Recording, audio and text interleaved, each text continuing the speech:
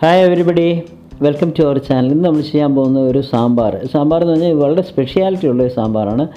ഇതിലേക്ക് നമ്മൾ എടുത്തിരിക്കുന്നത് ഉരുളക്കിഴങ്ങ് ഒരെണ്ണം, ഒരു പച്ചക്കായ, അതുപോലെ ഒരു അരക്കപ്പ് ചേന, വെള്ളരിക്കായ 1 കപ്പ്, മത്തങ്ങ 1/2 കപ്പ്, മുരിങ്ങക്കായ 2 എണ്ണം, ക്യാരറ്റ് 2 എണ്ണം, തക്കാളി 1, സവാള 1, ബീൻസ് 2 എണ്ണം, പച്ചമുളക് 2 എണ്ണം, വെളുത്തുള്ളി 6 അല്ലി, വെണ്ടയ്ക്ക 2, വറ്റൽമുളക് 2, വാളംപുള്ളി 1 നാരങ്ങ വലുപ്പത്തിന്, കറിവേപ്പില, മല്ലിയില ആവശ്യമുള്ളവർക്ക് എങ്ങനെ എടുക്കുക, ഉപ്പ്, എണ്ണ ഒരു 3 ടേബിൾ സ്പൂൺ അളവിന്, അതുപോലെ നെയ്യ് ഒരു 2 ടേബിൾ സ്പൂൺ അളവിന്, പരിപ്പ് ഒരു 100 ഗ്രാം പരിപ്പ് നന്നായിട്ട് വേവിച്ച് വെച്ചിരിക്കുന്നത്. പിന്നെ വേണ്ട മസാലക്കൂട്ടിന് ജീരകം, കടുക്, ഉലുവ, ഉഴുന്ന് പരിപ്പ്, മഞ്ഞൾപ്പൊടി, മുളക് പൊടി, സാമ്പാർ പൊടി, മല്ലിപ്പൊടി, സവാള, പച്ചമുളക്, വറ്റൽ, ഇങ്ങനെയുള്ള സാധനങ്ങളാണ് വേണ്ടത്. നമുക്ക് ആദ്യമായിട്ട് നമ്മളൊരു ഫ്രൈ പാൻ എടുത്ത് അടുപ്പിൽ വെച്ചിട്ട് അതിലേക്ക് ഒരു 2 ടേബിൾ സ്പൂൺ എണ്ണ ഒഴിച്ച് അതിനകത്തേക്ക് ഒരു 1.5 ടേബിൾ സ്പൂൺ അളവിന് നെയ്യ് ഒഴിച്ച് കൊടുക്കുക.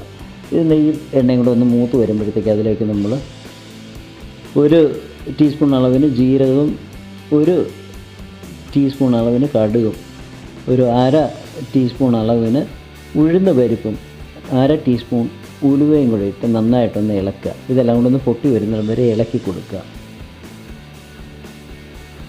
ഇതെല്ലാം ഒരു മീഡിയം ഫ്ലെയിമിലേ ചെയ്യാവുള്ളൂ, ഒരുപാട് തീക്കിട്ട് വെക്കരുത്. മീഡിയത്തിലും താത്ത് വെച്ചാലും നന്നായിരിക്കും. ഇത് മൂത്ത് വന്നു കഴിയുമ്പോഴത്തേക്ക് നമുക്ക് അല്പം എണ്ണ കുറവെന്ന് തോന്നുന്നുണ്ട്, ഒരു അല്പം എണ്ണയും കൂടെ ഒഴിച്ച് കൊടുക്കുക. ആ എണ്ണയും കൂടെ ഒഴിച്ച് ഒന്ന് ചൂടായി വരുമ്പോഴത്തേക്ക് ഇതിലേക്ക് നമ്മൾ അരിഞ്ഞു വെച്ചിരിക്കുന്ന സവാള ഇട്ട് കൊടുക്കുക. സവാള ഇട്ടതിന് ശേഷം നമ്മൾ കീറി വെച്ചിരിക്കുന്ന പച്ചമുളക്, 2 പച്ചമുളക് കീറി വെച്ചിട്ടുണ്ട്, അതും വെളുത്തുള്ളിയുടെ അല്ലിയും ഇട്ട് കൊടുക്കുക. അതിനുശേഷം നമ്മൾ വെണ്ടയ്ക്ക 2 വെണ്ടയ്ക്ക നമ്മൾ എടുത്ത് വെച്ചിട്ടുണ്ട്, അതും 2 വറ്റൽമുളക് അതും കൂടെ ഇട്ട് കൊടുക്കുക. ഇതെല്ലാം കൂടി ഇട്ടിട്ട് നന്നായിട്ടൊന്ന് ഇളക്കി യോജിപ്പിക്കണം. ഇളക്കി യോജിപ്പിച്ചിട്ട് ഒന്ന് വഴറ്റി വരണം. ഒരു പാതി വഴന്ന് വരുമ്പോൾ കറിവേപ്പിലയും കൂടി ഇട്ട് കൊടുക്കുക. ഒരു പാതി വഴന്ന് വന്നു കഴിയുമ്പോഴത്തേക്ക് നമുക്ക് അതിലേക്ക് തക്കാളി ചേർക്കാം. തക്കാളി ആദ്യമേ ചേർക്കരുത്, തക്കാളി പിന്നീട് ചേർത്താൽ മതി. അപ്പോൾ ഇത് നന്നായിട്ട് വഴറ്റിയെടുക്കാം.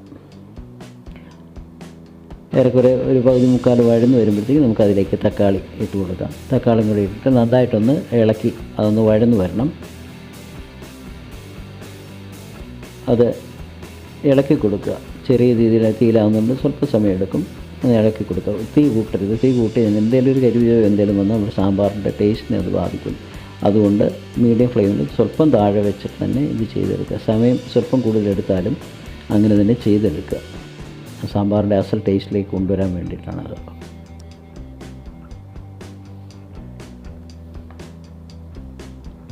ഇപ്പം നമ്മുടെ സവാളയും തക്കാളിയൊക്കെ ഏറെക്കുറെ വഴന്നു വന്നിട്ടുണ്ട്. ഇതിലേക്ക് നമ്മൾ എടുത്തു വച്ചിരിക്കുന്ന മഞ്ഞൾപ്പൊടി ഇട്ട് കൊടുക്കുക.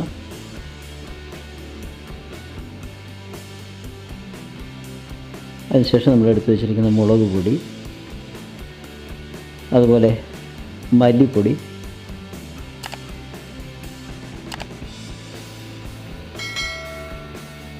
ചേർത്ത് കൊടുക്കുക. അതുപോലെ നമ്മൾ എടുത്തു വച്ചിരിക്കുന്ന സാമ്പാർ പൊടി ഈ സമയം ചേർത്ത് കൊടുക്കാം.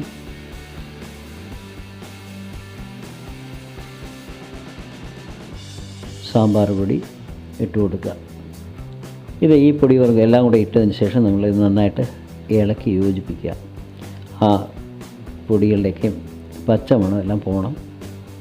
അത് പോകുന്നവരെ നന്നായിട്ട് ഇതൊന്ന് ഇളക്കി യോജിപ്പിക്കണം. ഈ സമയത്ത് നമുക്ക് അല്പം കായപ്പൊടിയും കൂടെ ചേർത്ത് കൊടുക്കാം.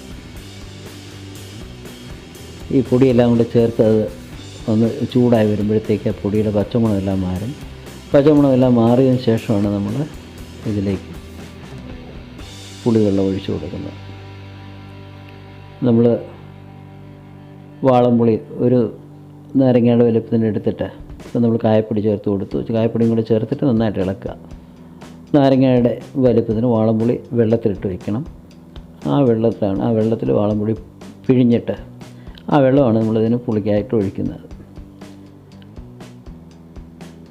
ഇത് നല്ല മൂത്ത് വന്നിട്ടുണ്ട്. ആ പൊടിയെല്ലാം നന്നായിട്ട് മൂത്തു. അതിനുശേഷം നമ്മളിപ്പോൾ പുളിവെള്ളം ഒഴിച്ച് കൊടുക്കുക. പുളിവെള്ളം ഒഴിച്ചിട്ട് ഫ്ലെയിം ഒരല്പം കൂട്ടി വെച്ച് കൊടുക്കുക. ആവശ്യത്തിനുള്ള ഉപ്പ് അതിലേക്ക് ഇട്ട് കൊടുക്കുക. ഉപ്പും കൂടെ ചേർത്ത് നന്നായിട്ട് ഇളക്കി യോജിപ്പിക്കുക.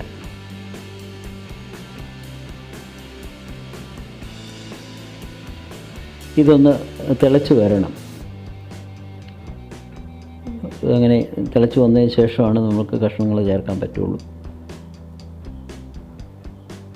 ഇതൊന്ന് തിളയ്ക്കാൻ അനുവദിക്കുക.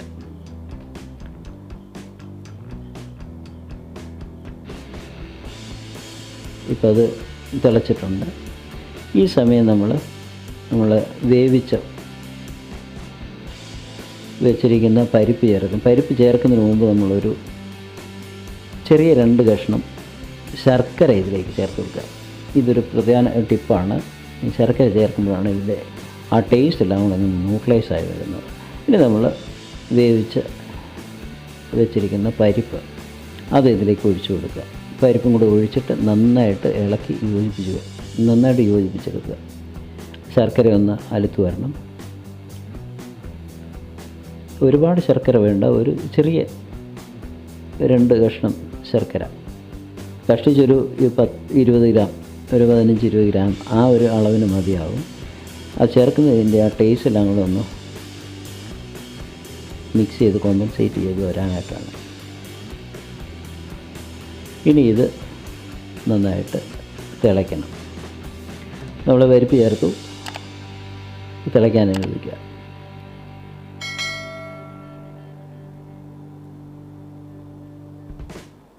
ഇപ്പോൾ തിളച്ചു. നമ്മളതിലേക്ക് നമ്മുടെ അരിഞ്ഞു വെച്ചിരിക്കുന്ന കഷ്ണങ്ങളെല്ലാം കൂടെ ചേർത്ത് നന്നായിട്ട് ഇളക്കി യോജിപ്പിക്കുക. ആവശ്യത്തിന് വെള്ളം കൂടി ഒഴിച്ചു കൊടുക്കുക. കഷ്ണങ്ങളൊക്കെ ഒന്ന് വേകാനായിട്ടുള്ള അളവിന് വെള്ളവും കൂടി ഒഴിച്ചു കൊടുക്കുക. വെള്ളം ഒരു ഒന്നേ ഗ്ലാസ് വെള്ളം കൂടെ വേണ്ടി വരും. അത് നമ്മുടെ കഷ്ണങ്ങളുടെ അളവനുസരിച്ച് നമ്മൾ ആ പാകത്തിന് വെള്ളം ഒഴിച്ചു കൊടുക്കുക.